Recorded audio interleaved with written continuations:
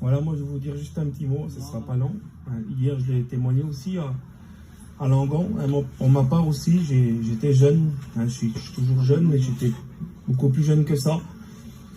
Et puis j'avais pas la paix. Quand je me couchais le soir, j'avais pas la paix. J'avais besoin, moi, des copains. J'avais besoin d'alcool. On donne le respect devant tout le monde. J'avais besoin d'alcool, j'avais besoin de ces choses-là. Et puis, Seigneur, ça a duré pendant un bon moment comme ça. Ça a duré très longtemps. Et puis, quand il y avait les copains, quand il y avait l'alcool, bon, il n'y a pas... Quand il y avait toutes ces choses-là, ben, j'étais le plus content du monde, j'étais heureux. Je réunissais les copains, on faisait des soirées. Et puis, il y avait toujours cet alcool-là. Et puis, mon cœur était dans la joie comme ça pour moi.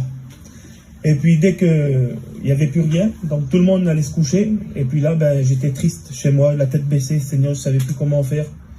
Vraiment, je n'avais pas la paix, j'étais tourmenté. Je me rappelle, hein, je le dis par ma honte, j'avais une veste sur moi. Je mettais les bouteilles d'alcool dedans.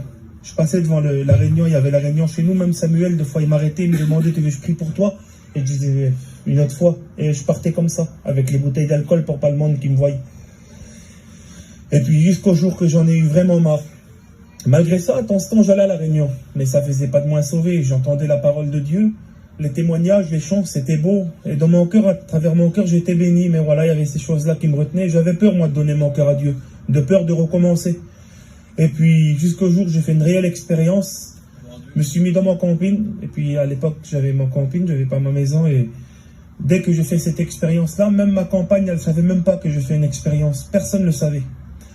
Un soir, une réunion dehors, tout simple, au bord du feu. C'était un hiver.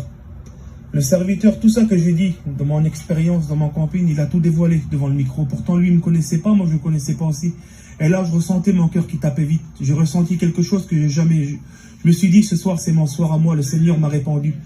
Et puis, je ressentais une crainte sur moi. Seigneur, c'était... Je peux pas vous expliquer. Et puis, j'ai donné mon cœur à Dieu, réellement. Et dès que j'ai rentré chez moi, j'ai même appelé Samuel pour lui dire que j'ai donné mon cœur à Dieu. Mais je n'ai pas réalisé, il ne s'est rien de passé extraordinaire. Je n'ai pas crié sur ma chaise. Simplement, dans le silence, j'ai donné mon cœur à Dieu. Le lendemain, j'ai vu le changement. La façon de m'habiller, c'était plus pareil. La façon avec qui que je traînais, que je parlais, c'était fini.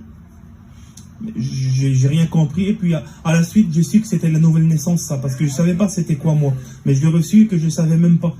Et puis, celui qui n'a pas fait l'expérience avec le Seigneur, peut-être ça fait maintes et maintes fois, des années que tu viens à la réunion. Tu occupes une chaise. Merci Seigneur, c'est bien. Mais ce soir, c'est pour toi. Peut-être que tu attendais ces mots-là, je ne sais pas, ce soir c'est pour toi. Voilà, je suis poussé, c'est fort dans mon cœur. Ce soir c'est pour toi. Fais une expérience et tu verras le Seigneur va te parler à travers sa parole. Que Dieu vous bénisse.